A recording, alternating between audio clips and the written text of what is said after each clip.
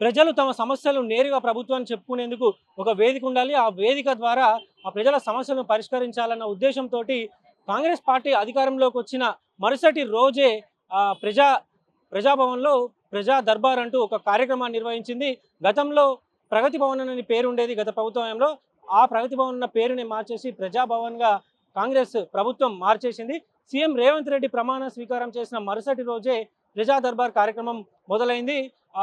ఈ ప్రజాభవన్కు మహాత్మా జ్యోతిబా పూలే అనే పేరును కూడా సీఎం రేవంత్ రెడ్డి ఖరారు చేశారు. అయితే 2023 డిసెంబర్ 8న ఈ ప్రజావాణి కార్యక్రమం ప్రారంభమైంది. ఇప్పటి వరకు అంటే 2 సంవత్సరాల పాటు ఎన్ని కంప్లైంట్లు వచ్చాయి, వాటిలో ఎన్ని పరిష్కారం అయ్యాయి, ఎక్కువ ఏ సమస్యలు వస్తున్నాయి, అయితే ఆ సమస్యల పరిష్కారానికి సంబంధించి ఎన్ని రోజులు టైం పడుతుంది, అదేవిధంగా ఇక్కడికి వచ్చిన వారికి లోపలికి వెళ్ళి కంప్లైంట్ చేసేందుకు ఏ రకమైన సౌకర్యాలు ఉన్నాయి. దీంతో పాటు ఇప్పటికే ప్రతి జిల్లాలలో కంప్లైంట్లని కలెక్టరేట్ ఆఫీస్లో ఇస్తుంటారు. అక్కడ పరిష్కారం కాని వాటికి కూడా ఇక్కడ పరిష్కారం దొరుకుతుందా లేదా, ఈ వివరాలన్నీ కూడా తెలుసుకుందాం.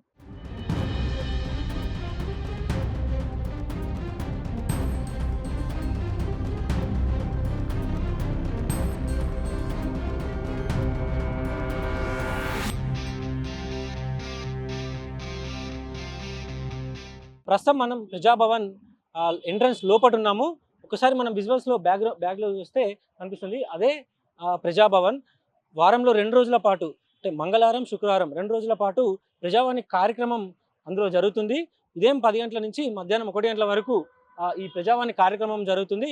ఇక్కడికి వచ్చే వారికి అంటే ఈ మెయిన్ ఎంట్రన్స్ దాటి లోపలికి వచ్చే వారికి ఒకవేళ సీనియర్ సిటిజన్స్ ఉన్నా, వికలాంగులు ఉన్నా, కొంత 60 సంవత్సరాల పైబడి వాళ్ళు ఎవరైనా ఉన్నా కూడా వాళ్ళకి సపరేట్గా ఒక ఎలక్ట్రిక్ వెహికల్ ఉంటుంది. ఇక్కడ నుంచి వాళ్ళకి లోపలికి తీసుకెళ్తారు. ఆ తర్వాత మళ్ళీ ఇక్కడ మళ్ళీ ఎంట్రన్స్ దగ్గర వాళ్ళని డ్రాప్ చేసేస్తారు. వీటితో పాటు ఇక్కడ డ్రింకింగ్ వాటర్, అదేవిధంగా మధ్యాహ్న భోజనం అంటే ఇక్కడ ఇతర జిల్లాల నుంచి, మారుమూల గ్రామాల నుంచి కూడా ప్రజాభవన్కి ఎంతోమంది వస్తుంటారు కాబట్టి వాళ్ళందరికీ ఇక్కడ భోజన సదుపాయం కూడా కల్పించాలనే ఉద్దేశంతో ₹5 భోజనం కూడా ఇక్కడ అందుబాటులో ఉంటుంది. వాళ్ళు ఆ భోజన సదుపాయాన్ని కూడా వినియోగించుకోవాలని ప్రభుత్వం చెప్తుంది. ఇక ప్రజాభవన్లోకి ఒకసారి ఎంటర్ అయిన తర్వాత ఇక్కడ బ్యాగు అక్కడ వాళ్ళ పర్సనల్ బిలాంగింగ్స్ ఏమైనా ఉంటే అక్కడ పెట్టేసి కేవలం కంప్లీట్ తీసుకెళ్లే డాక్యుమెంట్స్ అవన్నీ తీసుకెళ్లాల్సి ఉంటుంది. అదేవిధంగా సీనియర్ సిటిజన్స్ ఎవరైనా ఉంటే ప్రభుత్వం అందుబాటులోకి తీసుకొచ్చిన ఎలక్ట్రిక్ వెహికల్ ద్వారా వాళ్ళు లోపలికి వెళ్ళాలి.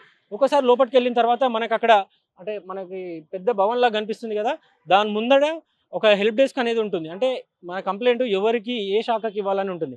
ముఖ్యంగా ఒకసారి లోపలికి వెళ్ళిన తర్వాత మనకు ఒక రౌండ్గా ఒక 10 పైగా డిపార్ట్మెంట్లు కనిపిస్తాయి. అంటే విద్యాశాఖ, ఆరోగ్య శాఖ, జిహెచ్ఎంసి, హెచ్ఎండిఏ, ఇట్లా వివిధ శాఖలు మనకు అక్కడ కనిపిస్తాయి డిపార్ట్మెంట్లు. ఆ శాఖలకు సంబంధించి ఏ కంప్లైంట్ ఏ శాఖకు చెందిందో వాళ్ళకి మాత్రమే ఆ కంప్లైంట్ ఇవ్వాల్సి ఉంటుంది.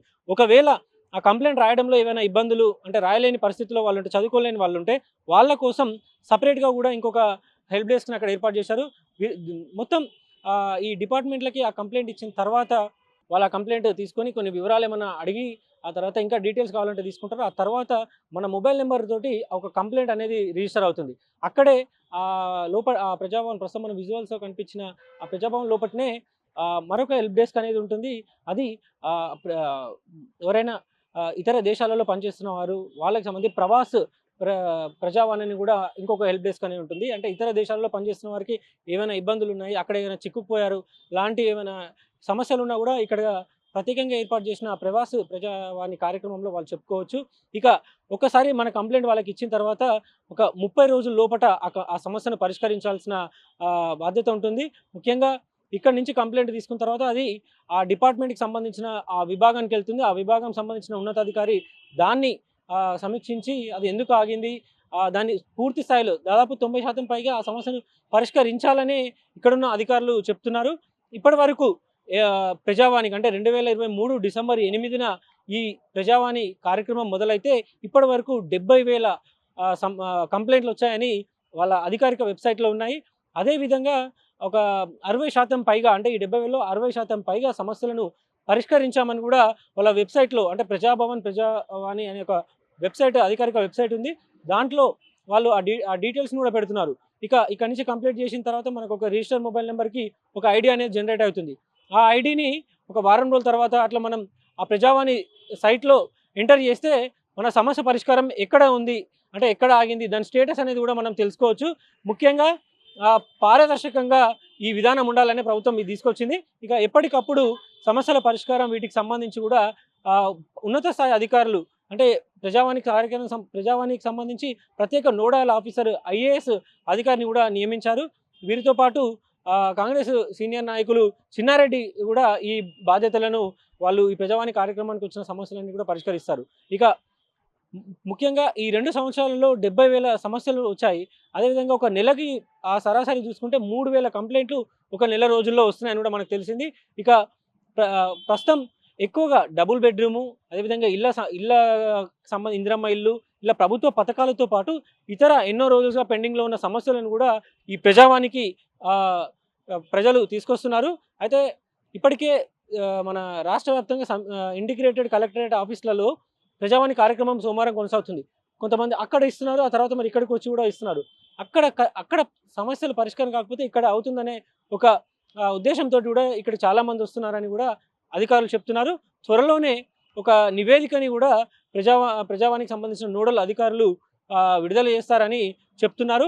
అదేవిధంగా రాష్ట్ర వ్యాప్తంగా కూడా ప్రజావాణి కార్యక్రమం ప్రతిరోజు సోమవారం జరుగుతుంది. హైడ్రా ప్రజావాణి అలాగా జరుగుతుంది. జిహెచ్ఎంసి ప్రజావాణి అనేది అదొక ప్రత్యేకంగా అదొక సోమవారం రోజు అది సపరేట్గా జరుగుతుంది. ఇలా అన్ని కలెక్టరేట్ ఆఫీస్లో ప్రజావాణి కార్యక్రమాలు జరుగుతూనే ఉంటాయి. కానీ ప్రజాభవన్లో జరిగే ప్రజావానికి ఇక్కడ కొంత తేడా ఉంటుంది. ఇది 2 రోజుల పాటు జరుగుతుంది. ఇక్కడి నుంచి నేరుగా కింది స్థాయి అధికారుల వరకు కూడా ఆ సమస్యలు వెళ్తాయి. సార్ నేను బల్కంపేట నుంచి వచ్చానండి. రేణుకా నగర్ కాలనీ అని ఉంది బల్కంపేటలో. అయితే అక్కడ ఒక ఇండియన్ గ్యాస్ సిలిండర్ గోడౌన్ ఉంది. అయితే అది ఇండ్ల పక్కకు అయిపోయింది. దాన్ని షిఫ్ట్ చేయమని మేము ఓనర్నే ముందుగా రిక్వెస్ట్ చేసినాం. అతన్ని శాతం చేసుకొని ఇష్టం కాడ చెప్పుకో అన్నాడు. అయితే పోయిన జనవరి 21 నాడు అక్కడ దాని పక్కకు రైల్వే ట్రాకు దాని మధ్య గ్యాప్లో ఫైర్ అయింది. రాత్రి 7:30 నుంచి 8 గంటల మధ్యలో ఫైర్ అయింది. అతను ఒక సెక్యూరిటీ గార్డు కూడా పెట్టాడు. అయితే మేమే మార్పుకున్నాము, ఫైర్ ఇంజన్ పిలిపించినాము, అన్ని ఫోటోలు తీసినాం, పేపర్ కూడా ఇచ్చి అన్ని పేపర్లు ఇచ్చినాం. అయితే దాని అప్పుడు మున్సిపల్ డిపార్ట్మెంట్కి ఇచ్చినాము, కలెక్టర్కి ఇచ్చినాము, ఇక్కడ కూడా ఇచ్చినాం. అయితే వీళ్ళు ఇక్కడికి నుంచి సివిల్ సప్లైకి లెటర్ పంపారు. అయితే సివిల్ సప్లై వాళ్ళకు నేను మళ్ళీసారి చిన్నారెడ్డితో ఫోన్ కూడా చేయించాను. ఆయన సరే చేస్తాం ఎప్పుడు పోయినా చేస్తామని అంటున్నారు.